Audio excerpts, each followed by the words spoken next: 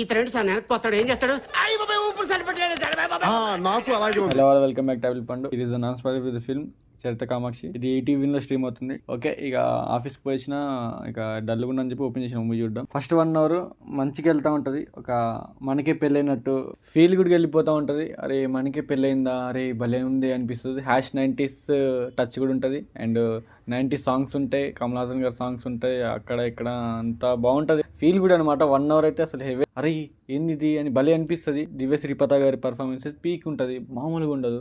ఏందబ్బా అని 1 hour అయితే పిచ్చి పీక్స్ ఉంటుంది, భలే అనిపిస్తుంది మూవీ. అరే ఏందబ్బా కొత్తగా ఉంది అనిపిస్తుంది. అండ్ ఎప్పుడైతే ఈ క్యాస్టింగ్ కోచ్ తీసుకొచ్చి ఇంట్రడ్యూస్ చేస్తారో అక్కడ నుంచి వెళ్ళి అతని దారిలో ఆలి కానీ బాడీ గార్డ్స్ వెనకాల నుంచి గట్టిగా ఒత్తేస్తారు కదా, అరే ఆపండి ఆయన ఊపిరి సరిపెట్టేస్తుంది అయ్యా అయ్యా అని అంటారు కదా. అట్లా ఊపిరిపోయినంత పని అయిపోయింది. ఆ ప్రీ క్లైమాక్స్ వరకు 1 hour నుంచి వెళ్ళి ప్రీ క్లైమాక్స్ దాకా అమ్మో మామూలు కాదు, చాలా బాధ వేసింది. గుండెలో ఏదో తెలియని మంట ఇలా ఉంటుంది అనిపించింది. మీరు ఇది సీతామహాలక్ష్మి సీరియల్ ఒకటి ఉంటుంది, నాగబాబు గారి సీరియల్ అనమాట, చిన్నప్పుడు చూసిన. సో ఆ షేడ్స్ కొంచెం కనిపిస్తూ ఉంటాయి ఇందులో.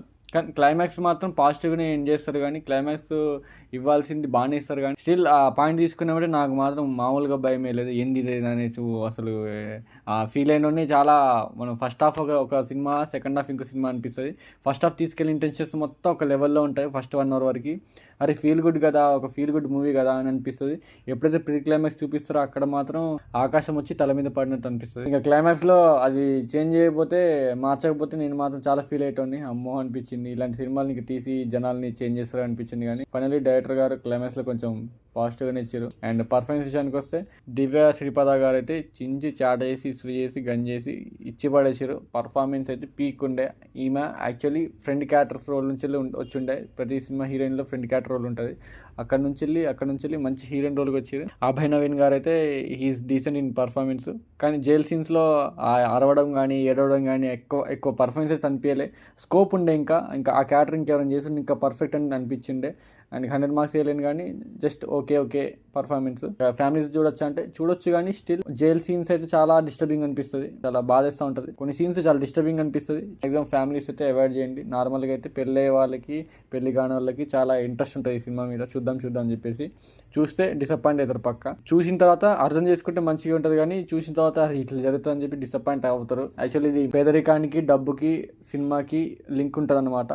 ఇదంతా చూసినప్పుడు అలా అనిపిస్తుంది, ఏదో అనిపిస్తుంది అనమాట. స్టోరీ విషయానికి వస్తే, డైరెక్టర్ అవుదామని ఎప్పటి నుంచో కలలుగానే ఒక వ్యక్తి తన పెళ్లి జరిగిన తర్వాత క్యాస్టింగ్ కౌచ్లోకి ఇన్వాల్వ్ అవ్వడం, ఆమె వచ్చి ఈయన మీద కేసు పెట్టడం, ఆ పోలీసు ఈయనకి కర్మ అన్నమాట. ఈయన ఏం చేసిండో, అమ్మాయిని ఏం అడిగిండో అదే ఇతని వైఫ్కి చేయాలనుకోవడం, అది కాస్త దాన్ని ఎమోషనల్ చూపించడం. వుడ్ హ్యావ్ బీన్ ఎమోషనల్, ఇంకా ఎమోషన్ చేయాల్సింది యాక్చువల్లీ. కానీ ఈ కొంచెం ఎమోషనల్కి నాకు ఎక్కడో తల మీద ఆకాశం పడినట్టు అనిపించింది.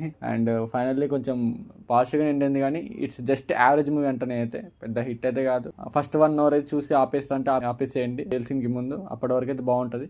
అండ్ జైల్ సీన్ ఎప్పుడైతే యాడ్ అవుతుందో ఆ పాలలో నీళ్ళు లెక్క కల్తీ అనిపిస్తుంది, డైల్యూట్ అయిపోద్ది అనమాట. Average, below average to average. నేను యావరేజ్ దేనికి ఇస్తా అంటే హీరోయిన్ గారి పర్ఫార్మెన్స్కి ఇస్తా, అండ్ మ్యూజిక్కి ఇస్తా, బీజిఎంకి ఇస్తా, అంతే. ఇంకా మూవీ నెక్స్ట్ వస్తే వెబ్ సిరీస్లో తీసిరు.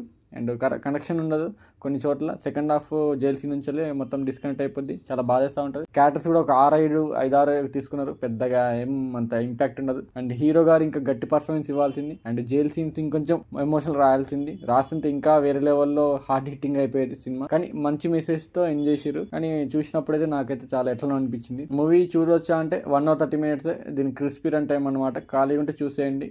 కానీ జైల్ చిన్నప్పుడు కొంచెం ఉండే నిబ్బరంగా పెట్టుకుని చూడండి, అంతే, అంత మించి ఏం లేదు. And that's all about this review. అది చూసిన తర్వాత మీకు ఏమనిపించిందో వచ్చి కామెంట్ చేయండి. Love you all, signing off, by by.